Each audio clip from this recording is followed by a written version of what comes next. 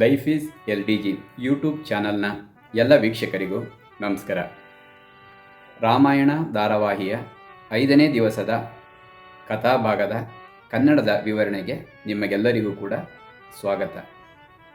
4ನೇ ದಿವಸದ ಕಥಾಭಾಗದಲ್ಲಿ ವಿಶ್ವಾಮಿತ್ರ ಮಹರ್ಷಿಗಳು ರಾಮ ಲಕ್ಷ್ಮಣರನ್ನು ಅಯೋಧ್ಯೆಯಿಂದ ಕರೆದುಕೊಂಡು ತಪೋವನಕ್ಕೆ ಬರ್ತಾ ಇದ್ದಾರೆ. ಆಗ ರಾಕ್ಷಸಿ ತಾರಕಿಯನ್ನು ಶ್ರೀರಾಮಚಂದ್ರ ಸಂಹರಿಸುತ್ತಾನೆ. ಇದರಿಂದ ಪ್ರಸನ್ನಗೊಂಡಂತಹ ವಿಶ್ವಾಮಿತ್ರ ಮಹರ್ಷಿಗಳು 3 ಲೋಕಗಳಲ್ಲಿ ಯಾರೂ ಕೂಡ ಆ ರಾಕ್ಷಸಿಯನ್ನು ಸಂಹರಿಸಲು ಸಾಧ್ಯವಾಗುತ್ತಿರಲಿಲ್ಲ. ಅಂಥ ರಾಕ್ಷಸಿಯನ್ನು ಕೊಂದಂತಹ ಶ್ರೀರಾಮಚಂದ್ರನು ಸಾಮಾನ್ಯನಲ್ಲ, ಹಾಗೂ ಲೋಕ ಕಲ್ಯಾಣಕ್ಕಾಗಿಯೇ ಹುಟ್ಟು ಬಂದಿರಂಥವರು ಎಂದು ವಿಶ್ವಾಮಿತ್ರ ಮಹರ್ಷಿಗಳಿಗೆ ತಿಳಿಯುತ್ತದೆ. ತದನಂತರ ತಮ್ಮಲ್ಲಿ ಇರತಕ್ಕಂತಹ ಅಮೋಘವಾದ ಶಸ್ತ್ರಾಸ್ತ್ರಗಳನ್ನು ರಾಮಚಂದ್ರನಿಗೆ ನೀಡಲು ನಿರ್ಧರಿಸುತ್ತಾರೆ. ಸುಮಾರು ಯುಗದಿಂದ ಅವರು ಕಾಯ್ತಾ ಇರ್ತಾರೆ. ಯಾಕೆಂದರೆ ಅಷ್ಟು ಸಂಪಾದನೆ ಮಾಡಿದಂತಹ ಕಠಿಣವಾದ ತಪಸ್ಸಿನಿಂದ, ಶ್ರಮದಿಂದ, ಆಧ್ಯಾತ್ಮಿಕ ಶಕ್ತಿಯಿಂದ, ಮನೋಶಕ್ತಿಯಿಂದ ಸಂಪಾದನೆ ಮಾಡಿದ್ದಂತಹ ಆ ಅಸ್ತ್ರಗಳನ್ನು ಸೂಕ್ತ ವ್ಯಕ್ತಿಗೆ, ಲೋಕ ಕಲ್ಯಾಣಕ್ಕಾಗಿ ಇರತಕ್ಕಂತಹ ವ್ಯಕ್ತಿಗೆ ನೀಡಬೇಕು ಅಂತ ವಿಶ್ವಾಮಿತ್ರ ಮಹರ್ಷಿಗಳು ಕಾಯ್ತಾ ಇರ್ತಾರೆ. ಹಾಗಾಗಿ ಶ್ರೀರಾಮಚಂದ್ರನ ಈ ಒಂದು ತಾರಕ ರಾಕ್ಷಸಿಯನ್ನು ಕೊಂದಾದ ನಂತರ ಅವರಿಗೆ ಅರಿವಾಗುತ್ತದೆ. ಹಾಗಾಗಿ ಅಂತಹ ಸೂಕ್ತ ವ್ಯಕ್ತಿ ಶ್ರೀರಾಮಚಂದ್ರ ಎಂದು ತಿಳಿದು ತಮ್ಮಲ್ಲಿ ಇರತಕ್ಕಂಥ ಅಮೋಘವಾದ ಯಾವ ದೇವತೆಗಳ ಬಳಿಯಲ್ಲಿಯೂ 3 ಲೋಕಗಳಲ್ಲಿಯೂ ಕೂಡ ಇಲ್ಲದಂತಹ ಶಸ್ತ್ರಾಸ್ತ್ರಗಳು ವಿಶ್ವಾಮಿತ್ರ ಮಹರ್ಷಿಗಳ ಬಳಿ ಇರುತ್ತದೆ. ಅಂಥ ಶಸ್ತ್ರಾಸ್ತ್ರಗಳನ್ನು ಶ್ರೀರಾಮಚಂದ್ರನಿಗೆ ಶಾಸ್ತ್ರೋಕ್ತವಾಗಿ ಮಂತ್ರೋಪಚಾರದೊಂದಿಗೆ ಅರ್ಪಣೆ ಮಾಡ್ತಾರೆ. ಆ ಅಸ್ತ್ರಗಳನ್ನೆಲ್ಲ ತ್ರಿಶೂಲಾಸ್ತ್ರ, ನಾರಾಯಣಾಸ್ತ್ರ, ಬ್ರಹ್ಮಾಸ್ತ್ರ, ಹೀಗೆ ಅನೇಕ ಅಸ್ತ್ರಗಳನ್ನು ಶ್ರೀರಾಮನಿಗೆ ಅರ್ಪಣೆ ಮಾಡ್ತಾರೆ. ಅದಾದ ನಂತರ ಆಶ್ರಮದಲ್ಲಿ ಶ್ರೀರಾಮಚಂದ್ರ ಮತ್ತು ಲಕ್ಷ್ಮಣರು ಆಹಾರವನ್ನು ಸೇವನೆ ಮಾಡ್ತಾರೆ. ಅಂದರೆ ಹಣ್ಣು ಹಂಪಲುಗಳನ್ನು ಸೇವನೆ ಮಾಡ್ತಾರೆ ಎಲ್ಲರೂ ಕುಳಿತುಕೊಂಡು. ತದನಂತರ ಮೂಲ ಉದ್ದೇಶವಾದ ಯಜ್ಞವನ್ನು ಪ್ರಾರಂಭ ಮಾಡ್ತಾರೆ. ಆ ಯಜ್ಞಕ್ಕೆ ಕಾವಲಾಗಿ, ಅಂದರೆ ರಾಕ್ಷಸರಿಂದ ತೊಂದರೆಯಾಗದಂತೆ ಕಾವಲಾಗಿ ರಾಮ ಲಕ್ಷ್ಮಣರು ಶಸ್ತ್ರಧಾರಿಗಳಾಗಿ ನಿಂತಿದ್ದಾರೆ, ಕಾವಲು ಕಾಯ್ತಾ ಇದ್ದಾರೆ. ಆ ಸಂದರ್ಭದಲ್ಲಿ ರಾಕ್ಷಸರು ಆಕಾಶದಿಂದ ಬರ್ತಾರೆ.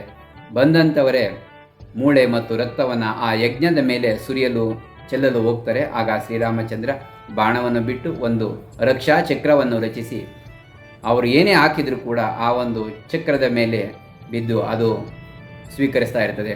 ಯಜ್ಞಕ್ಕೆ ಯಾವುದೇ ರೀತಿಯಲ್ಲಿ ಬಾಧೆಯಾಗಲ್ಲ. ಅದಾದ ನಂತರ ಶ್ರೀರಾಮಚಂದ್ರ ತನ್ನ ಬಾಣಗಳಿಂದ ಆ ರಾಕ್ಷಸರನ್ನು ಸಂಹರಿಸುತ್ತಾನೆ. ತದನಂತರ ಅಂದರೆ ಸುಬಾಹು ಮತ್ತು ಇತರ ರಾಕ್ಷಸರನ್ನು ಸಂಹರಿಸುತ್ತಾನೆ. ಮಾರೀಚನಿಗೆ ಬಿಟ್ಟ ಬಾಣ ಆತನನ್ನು 100 ಯೋಜನೆಗಳ ದೂರ ತೆಗೆದುಕೊಂಡು ಹೋಗಿ ಸಮುದ್ರಕ್ಕೆ ಬೀಳಿಸುತ್ತೆ. ಈ ರೀತಿಯಾಗಿ ಯಜ್ಞ ಸಂಪನ್ನವಾಗುತ್ತೆ. ಇದರಿಂದ ಸಂತೋಷಗೊಂಡಂತಹ ಋಷಿಮುನಿಗಳು ಅಭಿನಂದನೆಗಳನ್ನು ಸಲ್ಲಿಸುತ್ತಾರೆ ರಾಮಚಂದ್ರನಿಗೆ. ಆಗ ಶ್ರೀರಾಮಚಂದ್ರ ಹೇಳ್ತಾನೆ, ಗುರುಗಳು ನಮಗೆ ನೀಡಬೇಕಾಗಿರೋದು ಅಭಿನಂದನೆ ಅಲ್ಲ, ನಿಮ್ಮ ಆಶೀರ್ವಾದ ನಮಗೆ ಎಂದು ಬಹಳ ವಿನಮ್ರದಿಂದ ಹೇಳ್ತಾನೆ. ಆಗ ವಿಶ್ವಾಮಿತ್ರ ಮಹರ್ಷಿಗಳಿಗೆ ಸಂತೋಷ ಆಗುತ್ತೆ. ಇಷ್ಟು ಸಾಧನೆಯನ್ನು ಮಾಡಿದರೂ ಕೂಡ ತಾನು ಮಾಡಿದ್ದೇನೆ ಎಂಬ ಒಂದು ಅಹಂಕಾರ ಇಲ್ಲದಂತಹ ಮಹಾನ್ ವ್ಯಕ್ತಿ ನಿನಗೆ ಜಯವಾಗಲಿ ಅಂತ ಹೇಳ್ತಾರೆ. ಆ ಸಂದರ್ಭದಲ್ಲಿ ಮಿಥಿಲೆಯಿಂದ ಒಬ್ಬ ದೂತ ಒಂದು ಆಹ್ವಾನವನ್ನು ನೀಡಲು ಬಂದಿರ್ತಾನೆ. ಮಿಥಿಲೆಯ ಮಹಾರಾಜನಾದಂತಹ ಜನಕ ಮಹಾರಾಜ ತನ್ನ ಮಗಳಾದಂತಹ ಸೀತಾ ಸ್ವಯಂವರಕ್ಕಾಗಿ ವಿಶ್ವಾಮಿತ್ರ ಮಹರ್ಷಿಗಳನ್ನು ಆಹ್ವಾನಿಸಿರುತ್ತಾರೆ. ಆ ಸಂದರ್ಭದಲ್ಲಿ ಆ ದೂತನು ಕೊಟ್ಟಂತಹ ಒಂದು ಓಲೆಯನ್ನು ಓದಿ ತದನಂತರ ರಾಮ ಮತ್ತು ಲಕ್ಷ್ಮಣರಿಗೆ ಈ ಒಂದು ಸ್ವಯಂವರದ ವಿಚಾರವನ್ನು ತಿಳಿಸಿ ತಾವೂ ಕೂಡ ಬನ್ನಿ ಅಂತ ಹೇಳ್ತಾರೆ, ಹೋಗ್ಬೋದು ಅಂತ. ನಿಮ್ಮ ಅಭಿಪ್ರಾಯ ಏನು ಅಂತ ಅಂದಾಗ ಆಗ ರಾಮ ಹೇಳ್ತಾನೆ, ನಿಮ್ಮ ಮಾತನ್ನು ಪಾಲಿಸಲು ನಾವು ಬಂದಿರುವಾಗ ನಮ್ಮದು ಅನ್ನೋದು ಏನೂ ಇರೋದಿಲ್ಲ, ನೀವು ಹೇಗೆ ಹೇಳ್ತೀರೋ ಹಾಗೆ ಅಂತ ಹೇಳ್ತಾರೆ. ಅದರಂತೆ ಆವಾಗ ವಿಶ್ವಾಮಿತ್ರ ಮಹರ್ಷಿ ಹೇಳ್ತಾರೆ, ಆಜ್ಞೆ ಅಂತ ಅನ್ನೋದಕ್ಕಿಂತ ಹೆಚ್ಚಾಗಿ ಅಲ್ಲಿಯ ಒಂದು ವಿಶೇಷತೆಯನ್ನು ನೀವು ನೋಡಬೇಕು. ಯಾಕೆಂದರೆ ಅಲ್ಲಿ ಅನೇಕ ರಾಜರುಗಳು ತಮ್ಮ ಪರಾಕ್ರಮವನ್ನು ಪ್ರದರ್ಶಿಸಲು ಬಂದಿರ್ತಾರೆ, ಅವ್ರನ್ನೆಲ್ಲ ನೀವು ನೋಡಬೇಕು ಅಂತ ಹೇಳ್ತಾರೆ. ಆವಾಗ ರಾಮನಿಗೆ ಆಶ್ಚರ್ಯ ಆಗುತ್ತೆ. ಸ್ವಯಂವರ ಅಂತ ಅಂದರೆ ಒಂದು ಹೆಣ್ಣು ತನಗೆ ಇಷ್ಟ ಆದಂತಹ ವ್ಯಕ್ತಿಗೆ ಮಾಲಾರ್ಪಣೆ ಮಾಡೋದು ಅಲ್ವಾ, ಇಲ್ಲಿ ಪರಾಕ್ರಮ ತೋರಿಸುವಂಥ ವಿಷಯ ಏನಿರುತ್ತೆ ಅಂತ ಕೇಳಿದಾಗ ಆವಾಗ ವಿಶ್ವಾಮಿತ್ರ ಮಹರ್ಷಿಗಳು ಹೇಳ್ತಾರೆ, ಸೀತಾಮಾತೆಯು ಒಂದು ವಿಶೇಷವಾದ ದೈವಕನ್ಯೆ. ಹಾಗಾಗಿ ಜನಕ ಮಹಾರಾಜ ಆಕೆಗೆ ದೈವಾಂಶ ಸಂಭೂತನಾದಂತಹ ವರನಿಗೆ ಕೊಡಬೇಕು ಅಂತ ಹೇಳಿ ತನ್ನ ವಂಶಸ್ಥರಿಗೆ ದೇವತೆಗಳಿಂದ ಸಿಕ್ಕಿದಂತಹ ಶಿವಧನಸ್ಸನ್ನು ಯಾರು ಎದೆಯೇರಿಸುತ್ತಾರೋ ಅವರಿಗೆ ತನ್ನ ಮಗಳನ್ನು ಕೊಡುವುದಾಗಿ ಒಂದು ಷರತ್ತನ್ನು ಇಟ್ಟಿದ್ದಾರೆ. ಹಾಗಾಗಿ ಇದು ವಿಶೇಷವಾದ ಸ್ವಯಂವರವಾಗಿರುವುದರಿಂದ ನಾವೆಲ್ಲರೂ ಹೋಗೋಣ ಅಂತ ತೀರ್ಮಾನ ಮಾಡಿ ಎಲ್ಲರೂ ಕೂಡ ಹೊರಡ್ತಾರೆ. ಹೋಗುವ ಮಾರ್ಗದಲ್ಲಿ ಗಂಗಾ ನದಿ ಸಿಗುತ್ತೆ. ಆ ಗಂಗಾ ನದಿಗೆ ಪೂಜೆ ಮಾಡಲು ವಿಶ್ವಾಮಿತ್ರ ಮಹರ್ಷಿಗಳು ರಾಮ ಲಕ್ಷ್ಮಣರಿಗೆ ಪುಷ್ಪಗಳನ್ನು ಕೊಡ್ತಾರೆ. ಗಂಗಾ ನದಿಗೆ ರಾಮ ಲಕ್ಷ್ಮಣರು ಮತ್ತು ವಿಶ್ವಾಮಿತ್ರ ಮಹರ್ಷಿಗಳು ಪೂಜೆಯನ್ನು ಮಾಡಿ ಆ ಗಂಗಾ ನದಿಯ ಕಥೆಯನ್ನು ಶ್ರೀರಾಮ ಮತ್ತು ಲಕ್ಷ್ಮಣರಿಗೆ ಹೇಳ್ತಾರೆ. ಹಿಂದೆ ಇಕ್ವಾಕ್ಷು ವಂಶದಲ್ಲಿ ಸಗರ ಎಂಬ ಮಹಾರಾಜನಿದ್ದ. ಆತನು ಒಮ್ಮೆ ಅಶ್ವಮೇಧ ಯಾಗವನ್ನು ಮಾಡುವ ಸಲುವಾಗಿ ಒಂದು ಕುದುರೆಯನ್ನು ತಂದಿರ್ತಾನೆ. ಆ ಒಂದು ಅಶ್ವಮೇಧ ಯಾಗದಿಂದ ಅಸೂಯೆ ಪಟ್ಟಂತಹ ಇಂದ್ರನು ಆ ಕುದುರೆಯನ್ನು ತಂದು ಪಾತಾಳದಲ್ಲಿರುವಂತಹ ಕಪಿಲ ಮಹಾಮುನಿಗಳ ಆಶ್ರಮದಲ್ಲಿ ಬಿಡ್ತಾನೆ.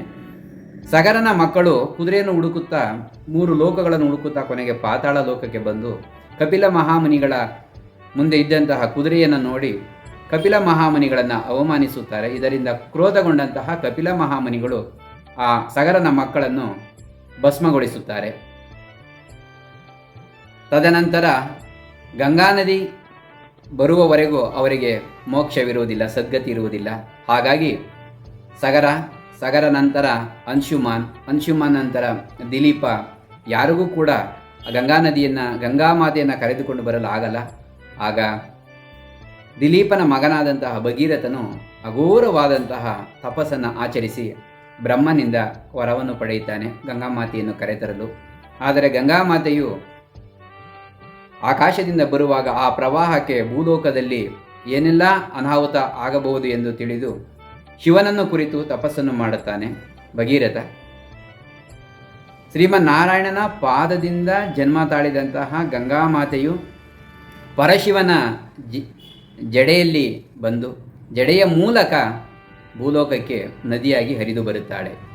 ಈ ರೀತಿಯಾಗಿ ಭಗೀರಥನು ಗಂಗಾಮಾತೆಯನ್ನು ಭೂಲೋಕಕ್ಕೆ ಕರೆತಂದರಿಂದ ಗಂಗಾಮಾತೆಯನ್ನು ಭಾಗೀರಥಿ ಎಂದು ಕೂಡ ಕರೆಯಲಾಗುತ್ತದೆ.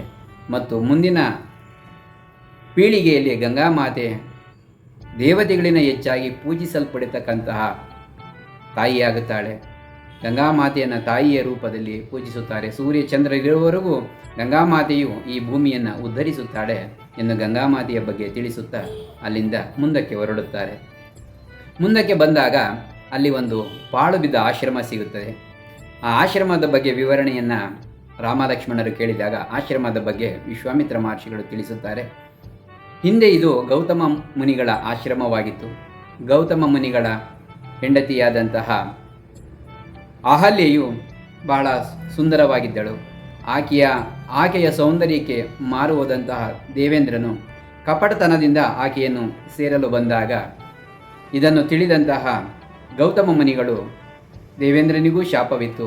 ಏನೂ ತಪ್ಪು ಮಾಡದಂತಹ ಅಹಲ್ಯೆಗೂ ಕೂಡ ಕಲ್ಲಾಗುವಂತೆ ಶಾಪವನ್ನು ಕೊಟ್ಟರು. ಹಾಗಾಗಿ ಇಲ್ಲಿ ಇರತಕ್ಕಂತಹ ಈ ಕಲ್ಲಿನ ಮೇಲೆ ತುಳಸಿ ಇಂದೂ ಕೂಡ ಹಸಿರಾಗಿದೆ. ಆ ನಾರಿಯ ಆತ್ಮ ಒಬ್ಬರ ಬರುವಿಗಾಗಿ ಕಾದಿದೆ ಎಂದಾಗ ಶ್ರೀರಾಮಚಂದ್ರನು, ಗುರುಗಳೇ ಯಾರ ಬರುವಿಗಾಗಿ ಎಂದಾಗ ಆವಾಗ ವಿಶ್ವಾಮಿತ್ರರು ಹೇಳ್ತಾರೆ, ಶ್ರೀರಾಮಚಂದ್ರ, ಯಾರಾದರೂ ತಪ್ಪು ಮಾಡಿದಾಗ ಶಿಕ್ಷೆ ಕೊಡುವವರು ಎಲ್ಲರೂ ಕೊಡುತ್ತಾರೆ, ಆದರೆ ಅವರನ್ನು ಉದ್ಧರಿಸುವವರು ಬಹಳ ಕಡಿಮೆ. ನೀನು ಅಂತಹ ಪುಣ್ಯ ಪುರುಷ. ನಿನ್ನ ಪವಿತ್ರವಾದ ಪಾದದಿಂದ ಈ ಒಂದು ಕಲ್ಲನ್ನು ಸ್ಪರ್ಶಿಸಿ ಆಕೆಗೆ ಸದ್ಗತಿಯನ್ನು ಕೊಡು, ಆಕೆಯ ಒಂದು ಶಾಪವನ್ನು ವಿಮೋಚನೆಗೊಳಿಸು ಎಂದು ಹೇಳಿದಾಗ ಶ್ರೀರಾಮಚಂದ್ರ ಪ್ರಭುಗಳಾದರೂ ತಮ್ಮ ಪಾದವನ್ನು ಆ ಒಂದು ಕಲ್ಲಿಗೆ ಸ್ಪರ್ಶಿಸುತ್ತಾರೆ. ಆಗ ಸುಂದರವಾದ ನಾರಿಯಾಗಿ ಪರಿವರ್ತನೆಯಾಗುತ್ತದೆ ಆ ಕಲ್ಲು. ಅಹಲ್ಯೆಯ ಶಾಪ ವಿಮೋಚನೆಯಾಗಿ ಆಕೆಯು ಶ್ರೀರಾಮನಿಗೆ ಎಲ್ಲರಿಗೂ ನಮಸ್ಕರಿಸಿ ತನ್ನ ಲೋಕಕ್ಕೆ ಹೊರಟು ಹೋಗುತ್ತಾಳೆ. ತದನಂತರ ಅಲ್ಲಿಂದ 3 ಜನರು ಕೂಡ ಮಿಥಿಲೆಯತ್ತ ಬರುತ್ತಿದ್ದಾರೆ. ಮಿಥಿಲೆಯ ಸಮೀಪಕ್ಕೆ ಬಂದ ಮೇಲೆ ಒಂದು ಸುಂದರವಾದ ಒಂದು ಪ್ರದೇಶದಲ್ಲಿ ಅಲ್ಲಿ ಅವರು ತಂಗುತ್ತಾರೆ. ಈ ವಿಚಾರವನ್ನು ಮಿಥಿಲೆಯ ಸೈನಿಕರು ಮಹಾರಾಜನಿಗೆ ತಿಳಿಸುತ್ತಾರೆ. ಮಿಥಿಲೆಯಲ್ಲಿ ಸಭಾಭವನಕ್ಕೆ ಆ ಒಂದು ಶಿವಧನಸ್ಸನ್ನು ತೆಗೆದುಕೊಂಡು ಹೋಗಬೇಕಾಗಿರುವುದರಿಂದ ಸೀತಾಮಾತೆಯ ಕೈಯಿಂದ ಅದಕ್ಕೆ ಪೂಜೆಯನ್ನು ಸಲ್ಲಿಸುತ್ತಾರೆ ಶತಾನಂದ ಗುರುಗಳು. ಆ ಪೂಜಾ ಕಾರ್ಯದಲ್ಲಿ ಅಂದರೆ ಶಿವಧನಸ್ಸಿಗೆ ಪೂಜೆ ಮಾಡುವ ಕಾರ್ಯದಲ್ಲಿ ಗುರುಗಳಾದಂತಹ ಶತಾನಂದರು, ರಾಜನಾದಂತಹ ಜನಕ ಮಹಾರಾಜ, ಮಹಾರಾಣಿ ಸುನಯನ ಮತ್ತು ಮಗಳಾದಂತಹ ಸೀತಾ ಮತ್ತು ಸೀತಾ ತಂಗಿಯಾದಂತಹ ಊರ್ಮಿಳೆ ಎಲ್ಲರೂ ಕೂಡ ಇದ್ದಾರೆ. ಎಲ್ಲರೂ ಕೂಡ ಆ ಶಿವಧನಸ್ಸಿಗೆ ಪೂಜೆಯನ್ನು ಸಲ್ಲಿಸಿದ್ದಾರೆ.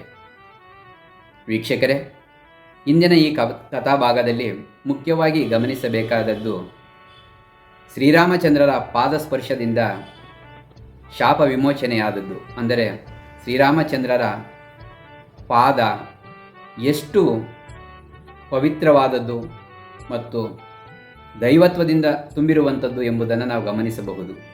ಅಂತಹ ಪರಮಾತ್ಮ ನಡೆದಾಡಿದಂತಹ ಈ ಭಾರತ ಭೂಮಿ ಅಯೋಧ್ಯೆಯಿಂದ ಕನ್ಯಾಕುಮಾರಿವರೆಗೂ ಕೂಡ ಸಂಪೂರ್ಣ ಈ ದೇಶವನ್ನು ಸುತ್ತಿದ್ದಾರೆ ಶ್ರೀರಾಮಚಂದ್ರ ಪ್ರಭುಗಳು. ಈ ಭರತ ಭೂಮಿ ಎಷ್ಟು ಪವಿತ್ರವಾದದ್ದು. ಈ ಭರತ ಭೂಮಿಯಲ್ಲಿ ಅಂಥ ಮಹಾಪುರುಷನ ಪರಮಾತ್ಮನ ಒಂದು ದೇವಾಲಯ ಎಷ್ಟು ಮುಖ್ಯವಾದದ್ದು, ಆತನಿಗೆ ನಾವು ಮಾಡುವ ಪೂಜೆ ಮತ್ತೆಷ್ಟು ಮುಖ್ಯವಾದದ್ದು ಎಂಬುದನ್ನು ಗಮನಿಸಬಹುದು. ವೀಕ್ಷಕರೇ, ಇನ್ನು 5ನೇ ದಿನದ ಕಥಾಭಾಗಕ್ಕೆ ಮುಕ್ತಾಯವನ್ನು ಹೇಳುತ್ತೇನೆ. ಜೈ ಶ್ರೀರಾಮ್.